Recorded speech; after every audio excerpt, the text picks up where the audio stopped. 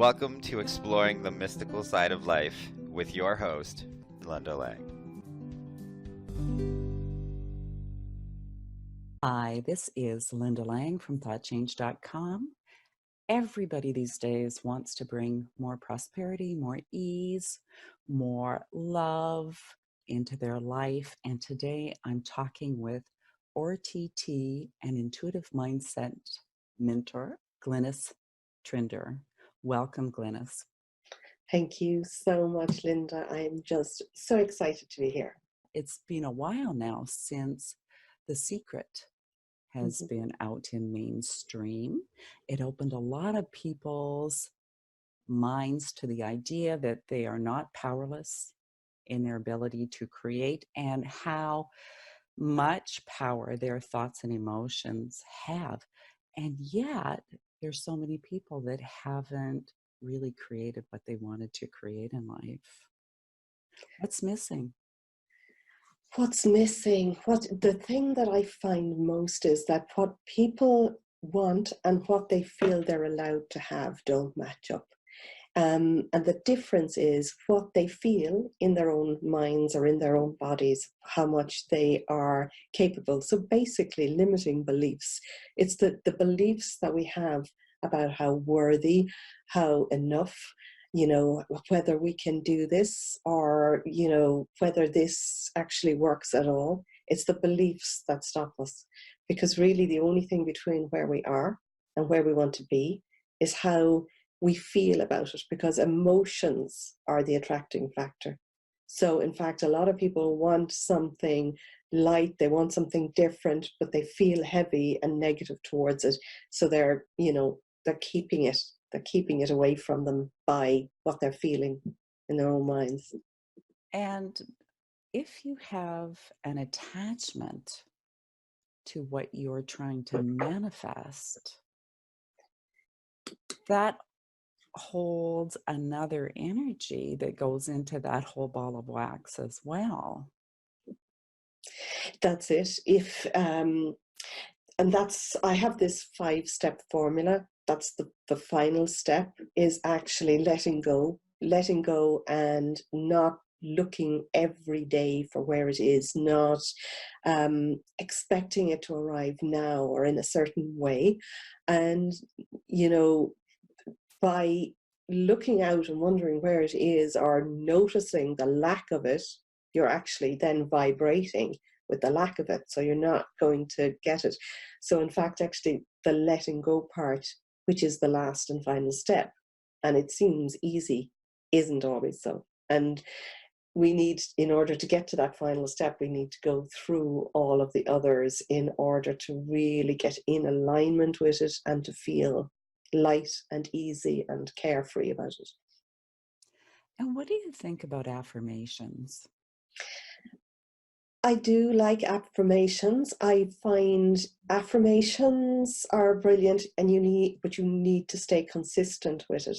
I use RTT or hypnosis to actually rewire the mind into completely believing something. Now, I have changed with affirmations as well, and in fact, hypnosis is just like a deeper version of affirmations, because it's going in when you're in that suggestible, open part of your mind, and it's just the repetition. And repetition with anything works. In fact, the first time I realized that I self-hypnotized was before I was ever a hypnotherapist. And I was speaking on stage when I was just launching my business. It was something that I was terrified of, but I knew I wanted to do it. And I kept saying over and over again how excited I was. And that, me repeating the words, I was so excited, this is all working so wonderfully. I knew by the time it came, I was excited, and it did all work wonderfully. So I do think that affirmations are great, but up to a point. If you're going to be outwardly saying, I'm abundant, money is flowing to me, but inwardly you actually feel poor because of some black block in your mind from so long in the past that you don't even see or aren't even aware of now, you've got to actually disconnect that in order to move forward. And it's just like a faulty wiring system. Not even faulty, it's just, our core beliefs, the beliefs that we were brought up on, the meanings that we gave to events from our past can form those beliefs, and that's where we can be stuck. So even if you say one thing, but if inside you're feeling another, that's where the contradiction is. And the mind can't hold contradicting thoughts. So you're actually, it's similar to having a tug of war with the universe, with what you want. So much in there that we could unpack, Glynis, so much. One thing that everyone needs to know if they're doing affirmations is that the law of attraction and the law of vibration is working all the time. So if you're only doing your affirmations for a few moments a day and the rest of the day you're focused negatively, Yes. that's what you're going to get. And that's where it lies. That's why you've got to go in and find the reason why you don't believe it's possible. And people aren't even aware that they don't believe it's possible until they realize why they have a certain pattern. Most of the people that I would work with want something, but they never truly believe they're going to get it. And even though they say they know they're going to get it, when we go in and question, we realize what it is that's making them not believe that. Because our minds are so intelligent. We only use 2 to 4% of our mind, the conscious mind. The subconscious mind knows everything, remembers everything, holds on to all of those past emotions and feelings. So when you actually question the mind in the subconscious level, which we do in hypnosis or RTT, you can then find the reasons why. You can find the events that you came up with a belief that you're not even really aware of, and we can just dismantle those and turn them around. And then listening to an affirmation in that level of mind, every day I give people an audio. I like them to listen to it twice a day for at least 3 weeks. At the end of that, then they are showing signs of that belief is gone, because mostly it's just finding the big aha behind why they believe what they do, why they're stuck, and being able to change the meaning, being able to change even the story from where it first began. And that's powerful. Then sort of, you feel relaxed first and easy. And then when you feel easy and relaxed, well, you're vibrating with what you want. I love your explanation, Glynis, because my business is called Thought Change. And it's Super. not just about the mind, it's about the emotions and the energy behind, because once we shift internally, everything shifts. How we perceive, what we attract, how we interact, Mm-hmm. it all changes. All changes. So I love it. And I do think that there are a lot of people that don't necessarily know they're even thinking negatively, or that there's something underneath the words that doesn't quite resonate with what they're trying to attract. Yes, and a lot of that is they feel the emotion before they're actually aware of the thought. And our emotions, as you will know, are our guidance systems. When we feel the emotion, we can understand, and I get people to question, why am I feeling like this? And also you can ask positive questions like, I wonder how I'm not feeling. I wonder how I'm feeling the opposite. I wonder how this is happening now. Because when you start to wonder and are curious about something, the opposite to where you're feeling. So for instance, if you're having a negative emotion and you turn that around, what would you like to feel instead? And ask those questions. I wonder how I'm now feeling really at ease about, I don't know, whatever it is. And then your reticular activating system starts to pick up and look for answers and reasons to do with that. So then your focus is on the positive and you're noticing more of the positive. So it's turning it around before you spiral down, and get stuck in those negative emotions. So you mentioned the reticular activating Activating system. system. What is that? The RAS system, RAS, it's a part of our minds that looks for, it's going to zoom in on what we are focused on looking for. Okay, so I'm going too technically to the science of it. Dr. Joe Dispenza talks about it. I like the way he explains it. So for instance, if you think a thought and that thought has a chemical reaction in your body, that chemical reaction is felt as an emotion. So if you have a negative emotion, it's because you've thought of a negative thought. And that negative emotion is going to, in turn, the chemical that produces spark back to the reticular activating system, which then in turn, lights up in different areas with 3 or 4 similar thoughts to back up why you're feeling. So if you're feeling in a crabby mood because of something, and then this will show you 3 other reasons why you shouldn't like your mother-in-law or so those things are just building up and building up. And before we know it, the emotions have also built up. So the reticular activating system, if you start to notice, I wonder how I'm now feeling really positive about my mother-in-law, and start thinking of something nice about your mother-in-law, then you'll notice your mind will start lighting up with other areas, other memories why you should. So in fact, it changes the whole energy. And before you realize that you're not, built up with sort of bad feelings about a particular person, and you can notice lightness. And that then in turn raises our vibration. It's all about raising our vibration because we're attracting from that. It reminds me a little bit about quantum physics and how we can alter reality by our perception. Yeah. That same kind of thing. And I think that sometimes that those thoughts that we have that trigger emotions, they can be so fast, instantaneous, that we don't even actually know we're thinking them. They can be unconscious and just come up and then trigger all this baggage.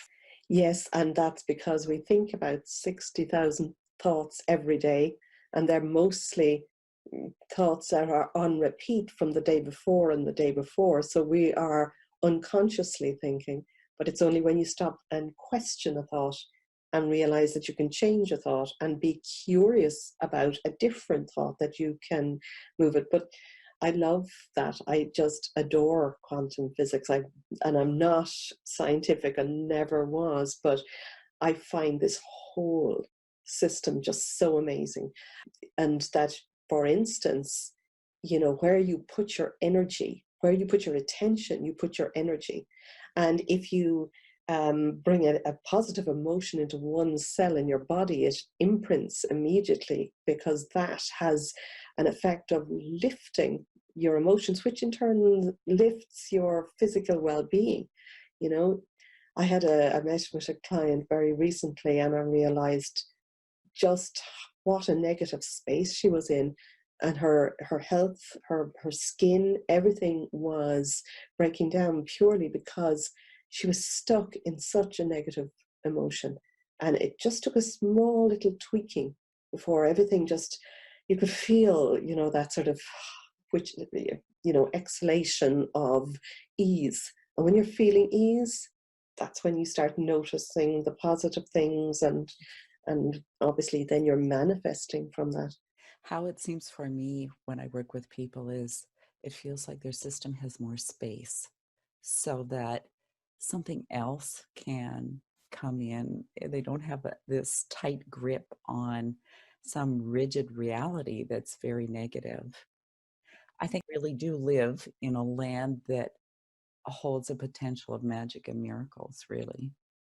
I love that, and I absolutely believe that. And ever since I first, I suppose, read about the law of attraction, and that book, The Secret, was probably the big thing that I noticed first. But from that, how that opened up, but the potential that we have as humans to be able to focus and change our thoughts, and to be able to co-create our own lives. It's just mind-blowing, really, to know that you can do that. So, do you have any tips that might help us really catch where we're being negative or where we're looking at things through a very narrow perspective? Yes, I suppose the first thing is to recognize that your emotions are that guidance system. So if you are feeling in a negative mood, if you feel, a lot of my people would feel anxious first. Anxiety seems to be something, I work with a lot of empaths and spiritual people, and that's where they would hold their emotions first. But it doesn't matter. It could be anger, it could be, any of those negative emotions, and to just notice and not to beat yourself up. I think mostly not to be critical to yourself. The first thing is to just be curious, and curiosity is so much lighter than condemning. Being curious and saying, I wonder how, I wonder why, I wonder why I'm feeling this. And just by wondering, you'll become aware of your last thought. The other thing, when I'm putting people into hypnosis, the quickest way we do that is we get people to look up as high as you can. And when you look up, you kind of get a fluttering in your eyes. And it's very similar. We close the eyes down, then you get that fluttering. But it's something that we do every night when we go into REM sleep. And it's where we come up to that alpha level of mind, which is not completely deep asleep where we have been. We go into REM, we go up to the alpha level when we're dreaming and being active. And when you want to recognize or remember something, and even if you think of a cartoon, and if somebody is thinking, they're looking up, because when you look up, you're accessing not the deepest part of the subconscious mind, but the things that are just below the surface. And when you look up like that and just think, I wonder why I'm feeling like this, and just leave it and go about your business, you'll start to notice, oh yeah, I was thinking this a minute ago. And that thought, what does that mean? Just being curious about your thoughts. And then the other thing I think you can do is almost imagine that you're taking that thought out, almost like pulling the thought out of your head and looking at it and being curious at that thought and asking yourself, is this thought true? Is it true? And is it true for everybody? Is this a real thought? And is it my thought? Or is it somebody else's thought? And you quite remember maybe, oh, my mother or my Auntie Mary used to use that, and you'll notice where you picked it up. And then how are you feeling when you think that thought? And that's a lot of that work is Byron Katie's work, the work, questioning the thought. But then you have a choice. Do you want to put that thought back in? You've taken it out and you've looked at it, or do you want to put in a different thought? Do you want to think the opposite thought? Do you want to choose your own thoughts? So I think even doing that, and sometimes that is okay to do when something isn't very deep. Sometimes we obviously have to go a little bit deeper and look for the reason why, the root cause, the first time it ever happened, and that might be way, way back when you were very, very young. But I think doing that with the thoughts that spiral and go round every day, that we just get stuck in and trip over ourselves from. But that is one little thing people can do. I love it. And I love that you are encouraging people not to make the emotion wrong, the negative emotion, because it's just there to guide you. It is. Yes, and actually I'm working with a group of people at the moment. I do this 4-month program, and we're just started, so I'm noticing some of the things that are coming up. And a lot of the women feel, I don't like to write this down because I don't want to write down a negative thought, almost that if they write down that negative thought that then they set it in stone. But it's not like that. It's actually a really good way of getting it out.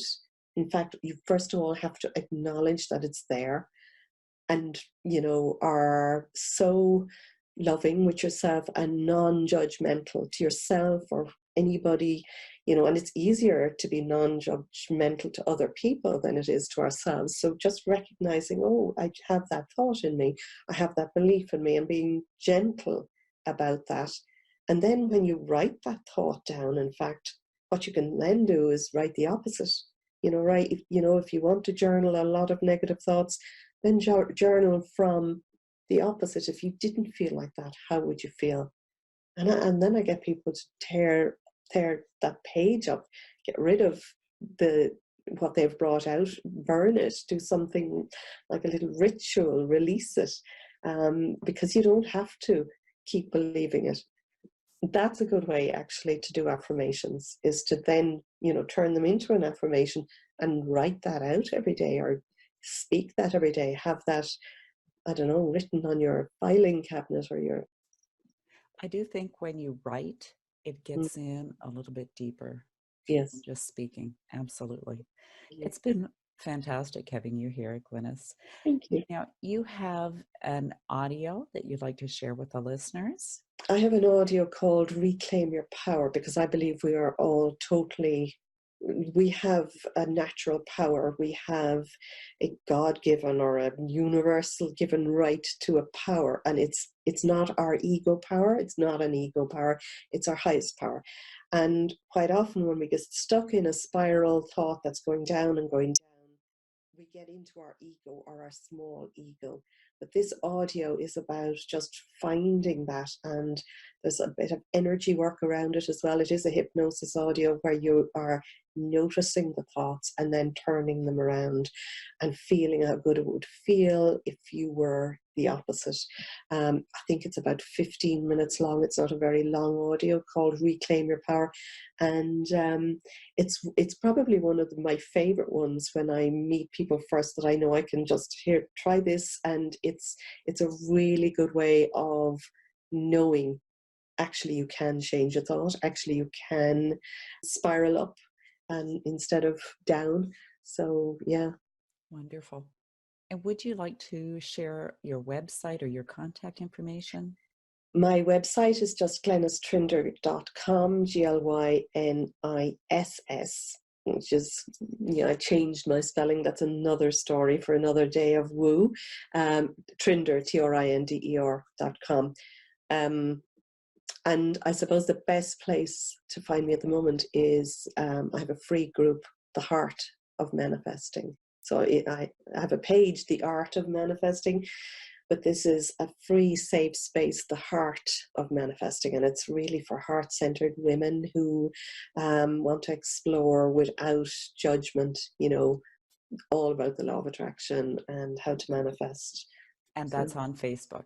That's on Facebook. Sorry, that's on Facebook. Yeah. Perfect. Perfect. I will put all of those links in the show notes for easy access. Again, it's been wonderful having you here. Thank you for listening to this week's episode of Exploring the Mystical Side of Life. You'll find us on YouTube, on iTunes, Anchor.fm, and also on Podcoin. You'll find me at thoughtchange.com. Come and pick up your free copy of Learning to Listen and have a good look around. There's a lot of opportunity to open your mind to new possibilities. Bye for now. Bye.